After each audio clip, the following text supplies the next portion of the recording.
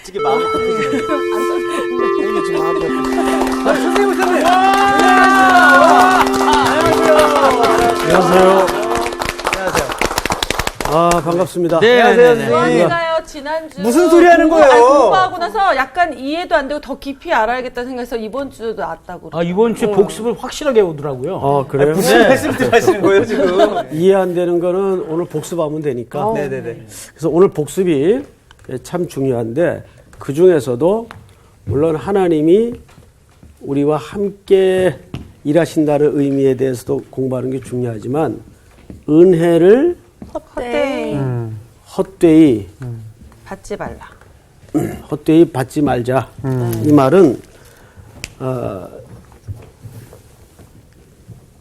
우리를 뭘로 부르셨다고요? 동역자. 아니죠. 네? 상속을 맞다. 상속을 할 네. 기업을 물려줄 자녀로 부르셨다. 맞습니다, 예. 근데 그 약속을 어디서 했냐 그 말이에요.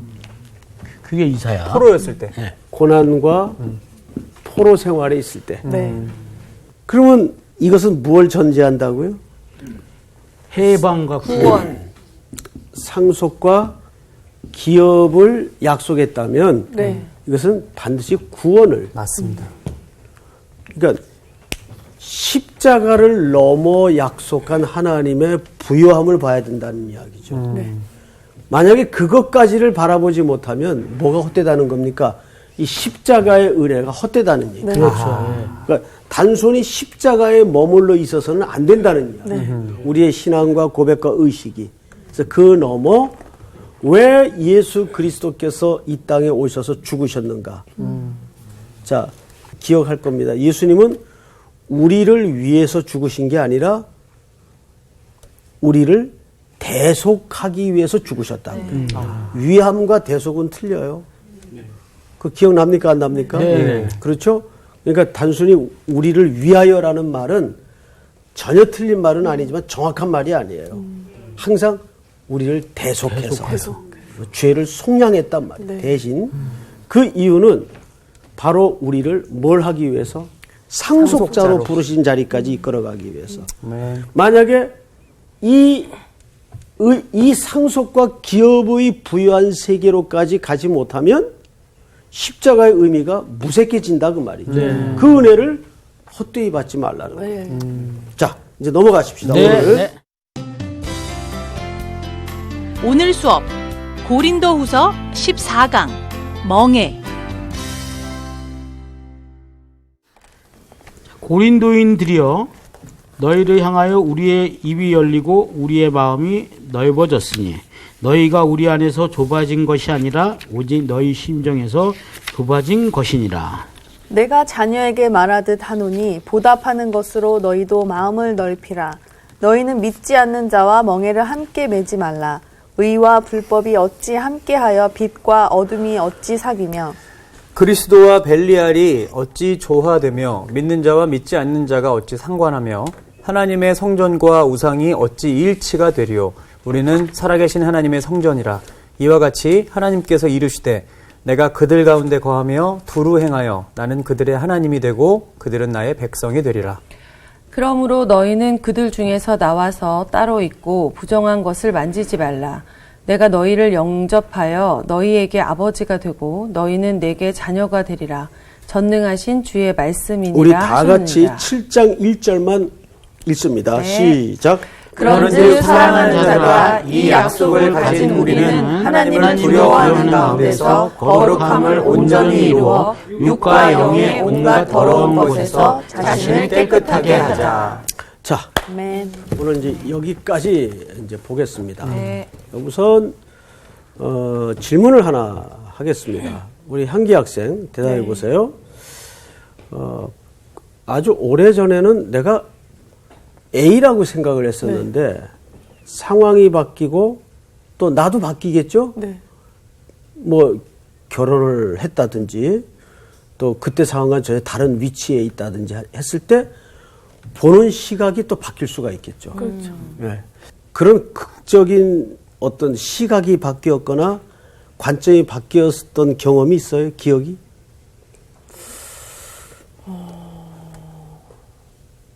그러니까 이제 간단하게는 예전에 이제 뭐 아이들이 다쳤다는 뉴스를 보거나 뭐 그러니까 아이들에 관해서는 너무 불쌍하고 안쓰럽고 약간 제3자의 입장에서 너무 안타까운 일이다라고 생각하고 좀 그런 상황들을 객관적으로 봤다면 네. 약간 이제 아이를 낳고 키우다 보니까 모든 그 상황이 그 아이 위주의 입장으로 제가 확 다 바뀌어버리고 그게 막 이 마음속에서 뭐 감정적으로 약간 막 화가 나고 약간 상황이 좀 그렇게 좀 그렇죠. 생각이 바뀌는 아주 좋은 적절한 예입니다. 혹시 여러분 이 그림 기억나세요? 저거 포레스트 어떻게 하세요? 그 발 아니에요? 맞아요. 포레스트 검프? 이거 못 맞출 줄 알았는데 오래된 영화라. 아니 그 요새 잠깐 요새 다시 보니까 개봉해가지고 있어. 봤네요. 아니, 나이가 아직 어립니다. 우리. 맞아요. 이게 재개봉되었었다 그래요. 이게 워낙 이제 유명한 영화죠. 이게 방금 우리 향기 학생이 말한 대로 포레스트 검프에 나오는 그 벤치에 앉아 있는 포레스트 검프의 흙 묻은 운동화죠. 이거 아주 유명한 그림입니다. 어느 영화 평론가가 네. 그 영화가 막 94년도, 90년대 한 초에 개봉되었던 영화인데 저도 이 영화를 워낙 감명 깊게 봐서 한 2번 본 것 같아요. 그때 이 운동화를 볼 때는 저게 IQ 75의 운동화구나. 그렇게 봤대요. 그러다가 얼마 전에 작년인가 아마 이게 재개봉이 돼서 다시 한번 그러니까 무려 몇 년 만이죠? 거의 한 20년 가까이 세월 만에 영화를 다시 본 거예요. 뭐 작년은 똑같았겠죠? 그런데 너무 느낌이 다르더라는 거예요. 20년 전에 봤던 흙 묻은 운동화의 느낌과 20년 만에 다시 본 흙 묻은 운동화의 느낌은 어떤 차이가 있었는가? 과거에는 그냥 IQ 75짜리의 운동화구나. 근데 최근에 본 느낌은 그 흙 묻은 운동화를 통해서 사회적 냉대와 편견과 맞서서 얼마나 고달프게 살았을까. 이 느낌으로 새롭게 다가오더라는 거죠. 제가 그 글을 읽으면서 같은 사물을 보더라도 사람의 성숙도에 따라서 다를 수 있겠구나. 근데 여러분 우리가 꼭 그림이나 영화만이 아니라 인생과 성경을 볼 때도 그런 차이가 나타납니까? 안 나타납니까? 나타납니다. 예. 분명히 나타나요. 그것을 우리는 보통 성숙이라고 얘기를 하죠. 평생 성경을 연구하고 보고 읽고 묵상하지만 10대 때 보았던 성경, 20대 때 만났던 하나님, 그리고 40대에서 느끼는 예수님은 다 달라요. 그때그때 주시는 은혜가 늘 새롭기 때문에. 그래서 아마도 예레미야는 아침마다 그 은혜가 새롭다고 고백하지 않았는가. 그런 생각을 해봐요. 오늘도 우리는 바울이 막 그런 관점에서 성도들을 어떻게 대하는가를 좀 보도록 하십시다. 예. 고린도인들이여 너희를 향하여 우리의 입이 열리고 우리의 마음이 넓어졌으니. 자, 우선 여기 독특한 표현 하나가 눈에 들어옵니다. 이 편지가 고린도 후서이면서 고린도 교인들에게 보내는 편지라는 걸 어린애도 다 아는데 그렇잖아요? 네. 근데 기어코 그 대상을 칭해서 고린도인들이여, 그것도 성도도 빼고 고린도인들이여 라는 표현으로 호칭할 뭐 이유가 있었나? 그러니까 이런 거를 그냥 성경에 써 있으니까 무심히 읽어가서는 안 돼요. 예. 여기에는 당시 편지 용법으로 봤을 때 굉장히 어색하다는 걸 느껴야 됩니다. 어색하다. 왜 여기서? 그러니까 굳이 안 해도 되는. 그렇죠. 다른 데는 이런 표현이 없는데. 없어요. 그리고 또 이 상황으로 봐서는 고린도 성도여라고 왠지 했을 것 같은데 굳이 약간 고린도인들이요. 인이라고 얘기하는. 혹시 이런 경험 있어요? 이제 저 같은 경우는 친밀하다는 가장 외적인 표현을 그냥 이름을 불러요. 그것은 제자나 동역자들, 심지어 우리 교회에서 같이 일하는 부교역자들에게도 사적인 자리에서는, 물론 교인들이 있을 때는 안 그렇지만 사적인 자리에서는 상훈아 이렇게 부릅니다. 우리 그렇게 한 번도 안 불러주셨잖아. 아직 그렇죠? 친밀하지 않네요. 네, 그렇게 말씀하시면 고린도인이네요. 굉장히 아주. 더 그렇게 하겠네요. 정서인던죠. 사실상 이 고린도인들이여라는 말은 굉장한 친밀감의 표현입니다. 예, 이게 이제 당시 그 편지 어법으로서는 그런 의미예요. 그러니까 지금 사도 바울은 이 편지를 고린도인들에게 쓰면서 열렬한 애정을 담아 쓰고 있다는 걸 아셔야 돼요. 근데 무슨 말인지 이해되겠죠? 네. 자, 그리고 이제 보십시다. 그런 애정 어린 마음을 담아서 고린도인들이여 너희를 향하여 우리의 입이 열리고 우리의 마음이 넓어졌으니 너희가 우리 안에서 좁아진 것이 아니라 오직 너희 심정에서 좁아진 것이라. 자, 저를 보세요. 아마 성경에서 문장을 이렇게 베베 꽈서 표현한 문장은 보기 드물 겁니다. 그렇습니다. 예. 무슨 소리인지 알겠어요? 느낌은 사실 오는데요. 얘기해봐요. 말을 할 수가 없을 것 같아요. 모르는 그건 거지, 모르는 그러면. 거지, 그러면. 아니, 근데 느낌 있잖아, 그래도. 그냥 우리 어떤 안에서 말투만 들었을 때 자, 약간. 상훈 학생. 자꾸 변명하지 말고. 느낌을 그대로 한번 얘기해봐요. 느낌이에요? 예. 느낌상으로는 일단은 바울이 얘기를 하는 게, 예. 그러니까 니네들이 나를 바라보는 시각이, 네. 그러니까 나에게 어떤 문제가 아니라 니네들 마음속에 문제가 있는 것 같이 그렇게 표현하는 것 같습니다. 맞아요. 오! 저 뭐야 이게? 느낌이는 얘기 많아. 정확히 그 말이에요. 말하는 게 중요하네. 자, 그러네, 말을 지금부터 네. 그러니까 말을 해야 정리가 돼요. 맞아. 사람이 생각으로만 담고 있으면 그렇지. 정리가 잘 안 됩니다. 제일 좋은 배움은 말하는 거예요. 가르치는 것이고.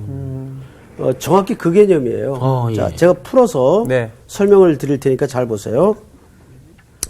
11절부터 읽겠습니다. 우리의 입이 어떻게 하고 열리고 또 우리의 마음이 넓어졌어. 누구를 향하여? 고린도를 향해. 그렇죠. 예. 그러니까 이런 얘기입니다. 나는 너희들에 대해서 아무 거리낌이 없다.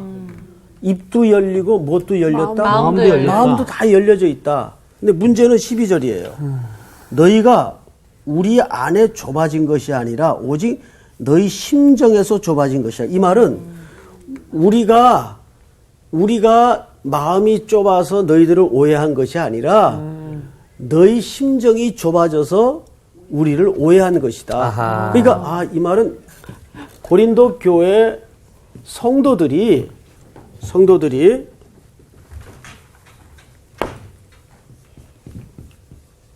바울에 대해서 어떤 지금 오해를 또는 불신을 갖고 있다고요. 우리 지난 시간 끝날 무렵 잠깐 언급을 했죠. 지금 고린도 교회는 외부적인 어려움도 있고 내부적인 어려움도 있는데 그중에 제일 심각했던 것이 뭐냐 하면 사도에 대한 오해였어요.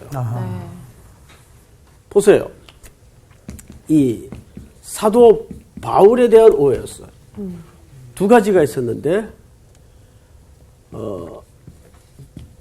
바울과 사도들이 겪는 고난이 성도들의 입장에서는 이해가 안 되는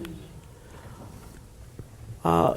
여러분, 예를 들어 교회 담임 목사님 자녀가 매일 사고치고 담임 목사도 병 걸리고 툭 하면 교통사고 나고 그리고 또 툭 하면 아프고 또 사모님도 아프고 노상 그러면 교인들 입장에서 우리 목사님 가정이 왜 저럴까? 벌 받은 거 아닐까. 뭐. 네. 주의 종이 왜 저럴까? 지금처럼 깨인 성도들의 의식에서도 그런 마음이 들진데 이때는 복음이 처음 퍼져가던 때입니다. 복음이 막 소개되던 때인데 바울이 계속 고난의 연속을 경험하면서 살아가는 모습을 성도들이 보고 이해가 안 되는 거예요. 아니, 그러겠다. 복음을 전하시고 하나님을 섬기는 우리 지도자가 저렇게 끊임없는 고난을 겪는 것은 이 둘 중에 하나는 뭐가 잘못된 거다. 진짜 사도가 아니라서 저렇다 뭐 이런 거구나. 그래서 나온 생각이 사도권에 대한 시비가 붙은 거죠. 가짜 아니야? 이렇게 된 거죠. 이 두 가지 어려움이 있었어요. 네. 그래서 항상 이 고린도 교회 성도들과 사도 바울 간에는 지도자여 개척한 교회였지만 이런 신앙적 혼란과 오해가 항상 끊이질 않았습니다. 사실 우리 그 교회 지도자라는 것은 어떤 의미에서 명분론자들이거든요. 그 말은 무슨 뜻인가 하면 명분 하나로 사는 사람들이거든요. 무슨 실리로 살아가는 사람들이 아니라. 그런데 그 명분이 흔들리고 명분이 무너질 때 본이라는 게 다 무너지는 거예요. 게다가 사도권에 대한 오해까지 생기니까 흔들거릴 수밖에 없는 거죠. 지금 그 얘기를 하는 거예요. 우리는 너희들에 대해서 거리끼는 게 없다. 하지만 너희들이 자 12절을 하반절에 보세요. 오직 너희 심정에서 좁아진 것이다. 그래서 너희가 우리를 오해하고 있는 것이다. 근데 이 오해는 사실상 복음에 대한 잘못된 이해 때문에 발생한 것입니다. 예. 여러분 우리도 복음에 대해서 잘못된 기초를 갖게 되면 그 잘못된 기초 형식에서 사물을 보고 세계관을 생각하고 사람을 이해하기 시작합니다. 그러면 전부 이지러지는 거죠. 그래서 툴과 이게 관점이라는 게 매우 중요한 거예요. 자, 성경을 또 볼까요? 13절. 한번 다 같이 읽겠습니다. 시작. 내가 자녀에게 말하듯 하노니 보답하는 것으로 너희의 마음을 넓히라. 자, 내가 누구에게 말하듯 한다고요? 자녀에게 말. 지난 시간에도 우리가 공부를 잠깐 언급하다 지나갔지만 그리스도 안에서 일만 스승이 많지만 아비가 적다는 말이에요. 그래서 바울은 항상 고린도 교회 성도들을 가르칠 때 어떤 마음으로 되어 있다고요? 아버지의 마음으로 되어 있다고. 자녀를 양육함처럼. 그러니까 이 사이에는 맞고 틀리는 개념이 있을 수가 없어요. 아버지는 자녀들에 대해서 끊임없이 뭐 해줘야 됩니까? 사랑하고 기다려줘야 돼요. 그들이 아까도 우리가 그림을 보면서 세월의 차이에 따라서 보는 관점이 달랐듯이 그렇게 관점이 바뀌고 의식이 바뀌고 성장하고 성숙하도록까지 기다려주는 거예요. 아는 집사님이 계셨는데 그 집사님하고 어디 이제 같이 운전을 하면서 집사님이 운전을 하시고 이제 저는 옆에 앉아서 어딜 가고 있었어요. 근데 마침 그 길거리에 오락실이 쫙 있는데 거기서 학교 있어야 될 시간인데 요 집사님 아들이 탁 튀어나오는 거를 우리 둘이 본 거예요. 하필이면 그때 나왔냐. 하필 그때 나왔지. 네. 아유 타이밍 아주 절묘하게 타이밍이 맞았지. 그때 집사님이 얼굴이 이제 붉어지시면서 고개를 돌리시더라고요. 아유, 쟤 때문에 아주 제가 돌겠습니다. 그래요. 그래서 제가 툭 치면서 집사님, 몰라요. 애들은 길게 봐야 돼요. 너무 걱정하지 마세요. 이제 그 녀석 끝에 자가 훈인데, 훈이 너무 걱정하지 마시고 기도하세요. 그러다가 몇 년 있다가 이 집사님이 갑작스럽게 돌아가셨어요. 아이고, 이런. 근데 그 사이에 이제 또 이 녀석은 어쨌든 자매를 만나서 결혼을 하고, 근데 얘가 그 아버지의 죽음이 계기가 되어서 엄마의 죽음. 정신을 차렸어요. 그래서 아주 건실한 사회인이 돼가지고 지금은 이 기독교계 쪽에서 아주 신실한 일꾼이 되어 있어요. 아유, 상훈이 형. 김상훈이, 상훈이. 아니, 이 훈이를 얘기하는 게 아니라. 아, 저는 그래서 예. 이분인 줄 알고, 예. 또 어머님이 돌아가셨지. 그러니까, 정말 자녀는 긴 기다림의 싸움 같아요. 진짜 근데 그렇네. 그 아버지는 아들의 변화된 모습을 못 보고 돌아가셨지만 아버지가 그 아들을 가슴에 부둥켜 안고 쏟았던 기도는 그쵸. 그냥 의미가 없었나요? 아니죠. 사람은 가도 기도는 남아서 반드시 역사를 하는 거예요. 바울이 항상 강조하는 얘기가 오늘 여기도 말씀을 기록했지만 내가 자녀에게 말하듯 하노니 보답하는 것으로 너희도 마음을 넓히라. 그러니까 사도 바울이 그 오해에 빠져 있는 그리고 잘못된 시각으로 모든 걸 지금 바라보고 있는 고린도 교회 성도들을 향해서 너희도 마음을 넓히라. 첫 번째가 뭐예요? 마음을 넓히라.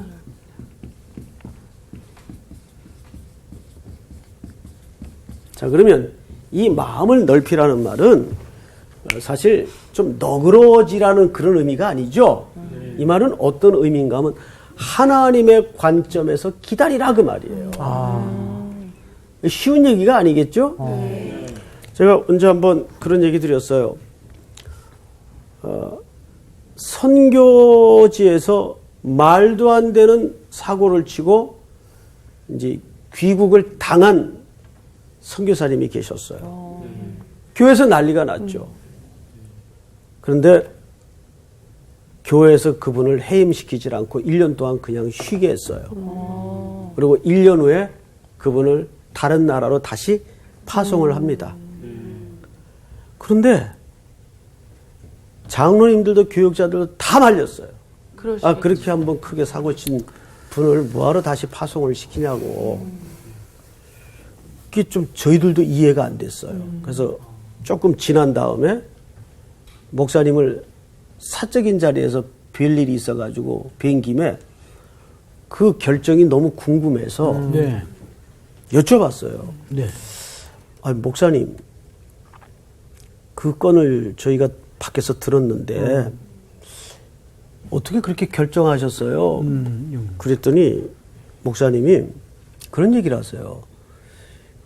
야, 이제 사적인 자리니까 이제 제자니까 야, 내가 걔를 믿냐? 하나님을 믿지? 그래서 내가 그때 깨달았던 게 뭐냐면 인격은 수양에서 만들어지는 게 아니고 하나님을 믿는 믿음에서 빚어지는구나. 그렇죠? 예. 그게 마음을 넓히는 거. 그럼 이 넓힌다는 건 결국 그 기초가 하나님의 마음. 하나님께 있다는 거예요. 네. 하나님의 마음으로. 네. 그걸 지금 사도 바울이 권면하고 있다는 걸 아셔야 돼요. 그러니까 우리는 자꾸 자기 인격으로 용서하려고 그러고 맞아. 자기 인격으로 이해해 보려고 하고 막. 그거 안 돼요. 그때 정말 믿음이 필요한 게 우리가 누구의 시각을 하나님이 우리를 용서한 시각을 가지고 그러니까 좋은 관점은 정확한 성경적 가치에서 나오는 거지 자기의 어떤 선한 의지에서 나오는 게 아니에요. 우리는 그렇게 선할 수도 없고. 맞아요. 네. 자, 성경을 좀 더 보십시다. 네. 13절을 보십시다. 내가 자녀에게 말하듯 하노니 보답하는 것으로 너희도 마음을 넓히라. 너희는 믿지 않은 자와 멍에를 함께 매지 말라. 여기 좀 동떨어진 얘기가 나오죠. 네.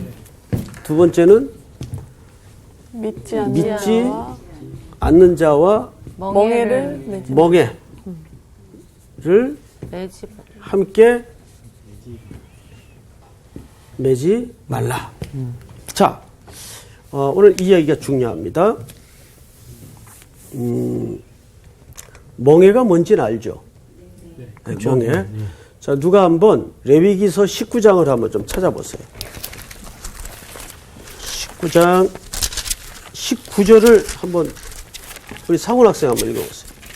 너희는 내 규례를 지킬지어다 내 가축을 다른 종류와 교미시키지 말며 내 밭에 두 종자를 섞어 뿌리지 말며 두 재료로 직조한 옷을 입지 말지며. 자, 세 가지를 여기서 얘기했어요. 첫째는 네.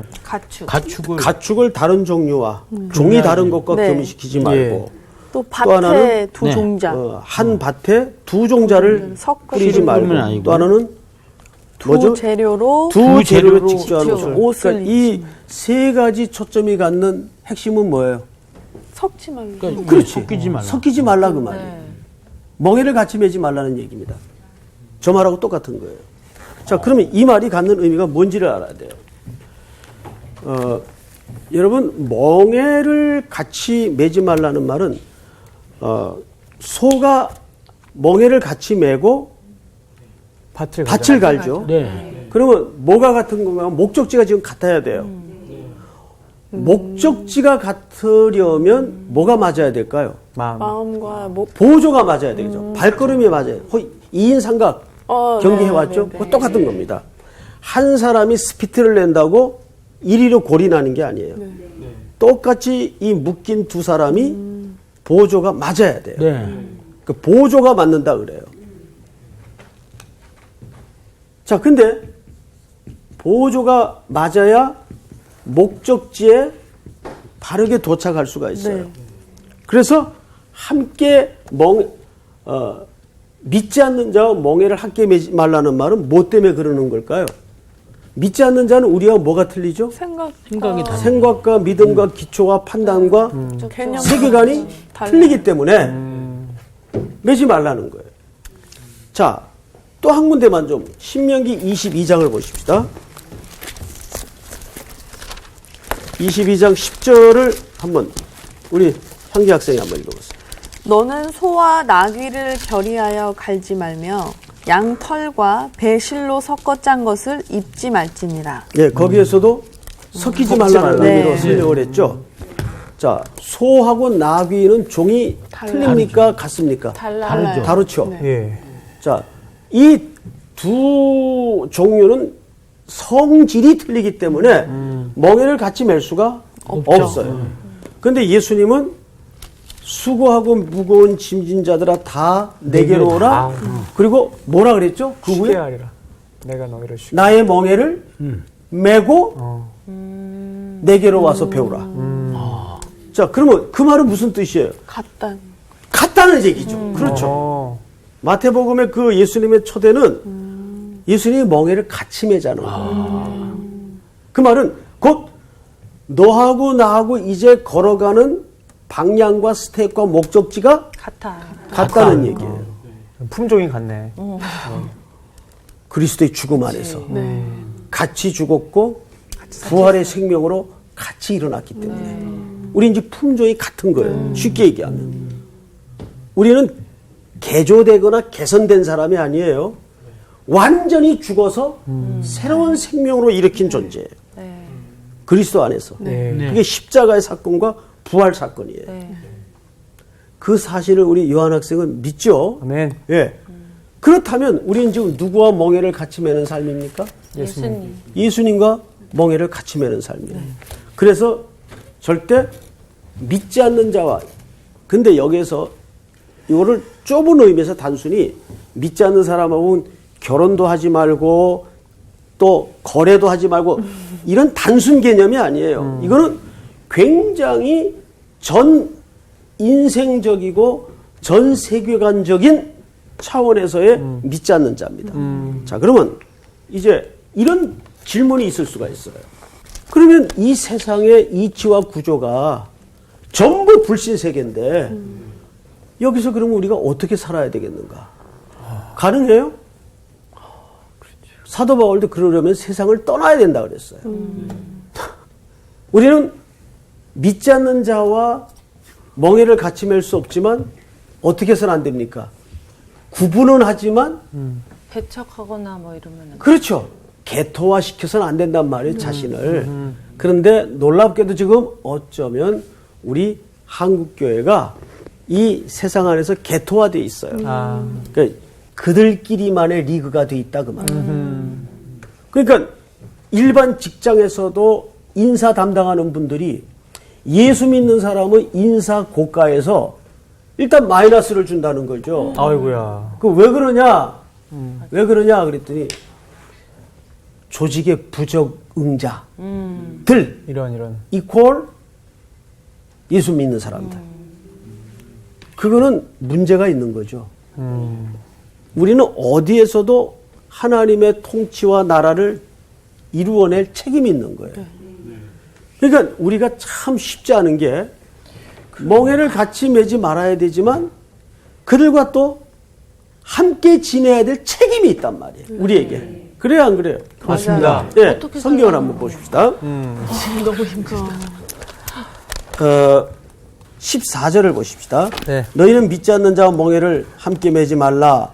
의와 불법이 어찌 함께하며 빛과 어둠이 어찌 사귀며 그리스도와 벨리알이 어찌 조화되며. 여기 벨리알이라는 말은 보통 명사인데 그저 어둠의 권세 잡은 자의 대명사격 정도로 이해를 하면 돼요.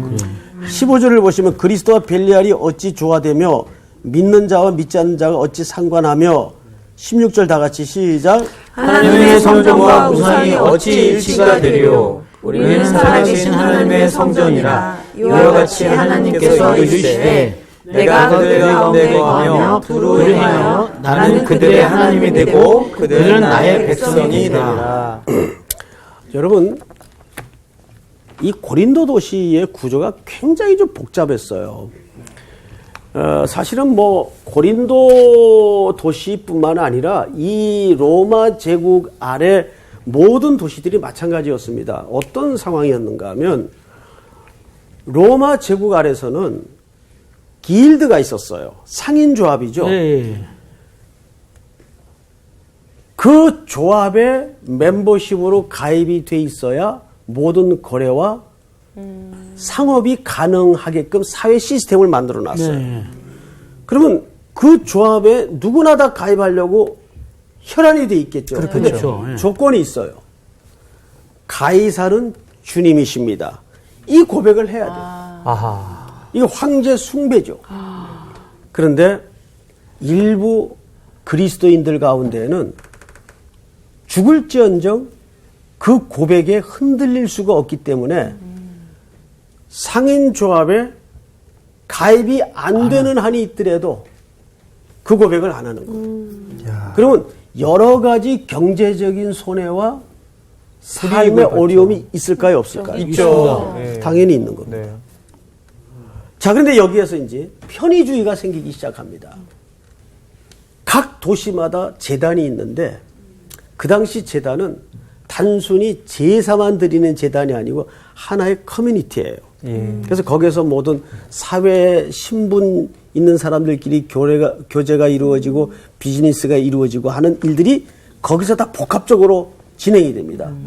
자, 거기 안 갈 수가 없어요. 근데 네. 거기에서 차려지고 나오는 모든 음식들은 다 그 재단에 바쳐졌던 음식들이에요. 이방신들에게. 네. 네. 우상숭배에 예. 드려졌던 음식들. 근데 먹으면 안 되잖아. 보십시다.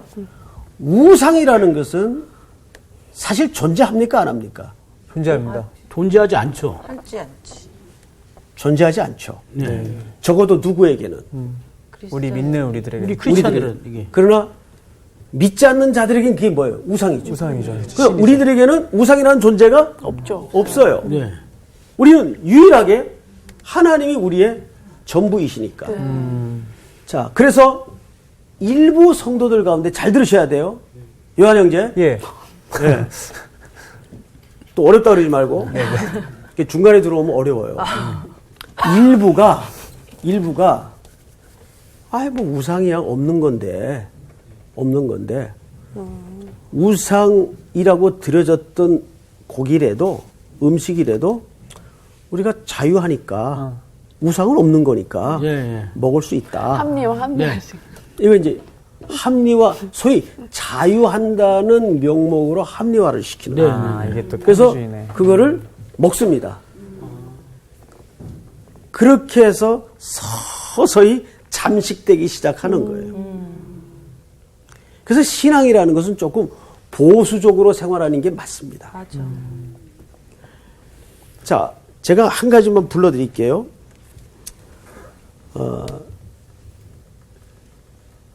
신앙의 유익이라는 것은 내 기준으로 생각을 해야 될까요? 타인 위주로 생각을 해야 될까요? 신앙의 유익이라는 것은 타인 위주로 생각하는 게 맞습니다.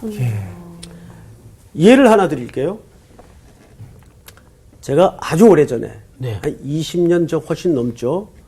전에 그 노래방을 갔었어요. 노래방이요. 예, 교육자들하고. 네. 그것도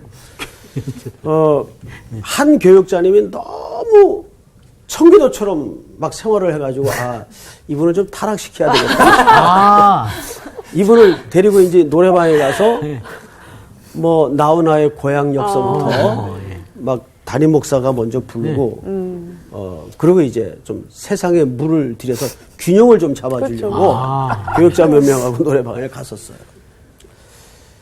그러니까 이제 그분은 문화 충격을 받았죠. 네.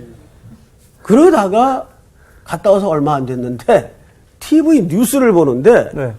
노래방에 무슨 사건이 등장을 하는 거예요. 아이고. 어머, 설마. 거기서 나는 노래방은 노래만 부르는 데인 줄 알았어. 근데 그게 아니더라고. 맞아요. 거기서 뭐 이것도 팔고 또 맞아, 뭐 맞아. 도움이라는 게 또 네. 있다 그래요. 네. 그러면서 그게 이제 뉴스에 나온 거예요. 그 뉴스를 딱 들으면서 이거 안 되겠다. 안 되죠. 그래서 제가 그때부터 지금까지 한 번도 노래방을 안 갔어요. 아이쿠. 나는 또 목사님이 뉴스에 나왔다는 줄 알고 나도 깜짝 놀랐네. 그리고 이제 우리 아이들한테도 예. 이제 불러 앉혀놓고 그렇게 얘기를 했어요. 아빠도 노래방을 자유하게 갔었는데 이런 뉴스가 나면서부터 혹이라도 다른 사람이 넘어질 수 있으니까 아빠는 이제 안 가겠다. 그러니까 원리만 얘기했어. 너희들도 이 기준하에 알아서 해라. 그 아이들도 안 가요. 근데 문제는 항상 덕이라는 것은 남에게 기초를 제공하는 일이기 때문에 중요해요. 그렇죠? 어린 신자들은 선배인 김상훈 선배가 어떻게 하나에 따라서 그게 뭐가 돼요? 기초가 돼요. 영향력이 있는 거죠. 그렇죠. 그럴까요? 안 그럴까요? 맞아요. 당연히 그렇죠. 네. 그러니까 오늘 이 말씀이 갖는 의미는 뭐냐면 우리가 어려운 게 믿지 않는 자와 멍에를 함께 매지 말아야 되는데 또 세 번째는 섞여 살아야 돼요. 맞습니다. 이게 어려움이고 딜레마예요. 그리고 그 기준을 어떻게 해야 되느냐? 덕을 세워야 되는데 그 덕의 기초는 남에게 삶의 기초를 제공한다는 마음만 가지면 내가 어떻게 살아야 되겠다는 것에 대한 답이 저절로 나올까요? 안 나올까요? 나오죠. 당연히 나오죠. 다른 사람이 내 삶의 모습을 보고 넘어져서는 안 된다는 얘기죠. 그래서 우리는 갈 수 있지만 할 수 있지만 먹을 수 있지만 안 하는 거죠. 그러니까 자기의 자유를 유보하고 절제시키는 것까지가 진짜 자유라 그 말이에요. 그렇네. 이해가 되죠, 여러분? 네. 자, 오늘 공부는 여기까지. 감사합니다, 선생님.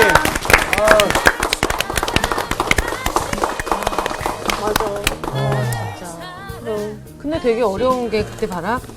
제 우상에 올려진 고기를 먹지 말아야 되는데, 또 믿지 않는 자가 또 상처받을까봐 또 바울은 먹을 수도 있고 또 이렇게 얘기하시잖아요. 그러니까 이게 정말 이 기준을 내가 그래서 이 분별력을 달라고 그러니까 잘 항상 그때마다 기도를 해야 돼. 그렇게 해야 그렇지. 될 것 같아. 만약에 누가 그거를 보고 있으면 정말 하지 말아야지. 그것 때문에 만약에 넘어진다고 치면. 그리고 또 우리가 제가 보니까 저도 약간 합리화를 많이 시키는 스타일인데 요때는 합리화적으로 했다가 어떨 때는 정말 안 됐다가 그러니까 내 안에서도 맞아, 왔다 갔다 혼돈이 하는 거, 오는 맞아. 거예요. 맞아. 그러니까 이게 안 되는 건 진짜 아예 안 안 돼, 해버리고 맞아. 자, 어쨌든 우리가요, 지금부터 사실 복습 시작해야 됩니다. 네, 맞아. 수업 불려서 지금부터. 삶 속에서 복습 예, 좋습니다. 예, 알겠습니다. 이번 주 퀴즈입니다. 아말렉과의 전투에서 모세의 팔을 들어준 사람들은 누구인가요? 1번 아론과 훌, 2번 갈렙과 여호수아, 3번 게르솜과 십보라. 정답을 아시는 분은 CBS 성서학당 홈페이지에 정답을 올려주시거나 우편으로 보내주시면 됩니다. 보내실 곳은 서울특별시 양천구 목동서로 159-1 CBS 성서학당 담당자 앞입니다. 연락처를 꼭 남겨주세요. 선정되신 분들에게는 하나님의 말씀을 전 세계에 보급하는 대한성서공회에서 성경, 송태근 선생님의 교회가 알고 싶다, 김기석 선생님의 욥, 예레미야 산책 끙끙 앓는 하나님, 성경 통독을 위한 최고의 자습서 성경 2.0 가운데 하나를 드립니다.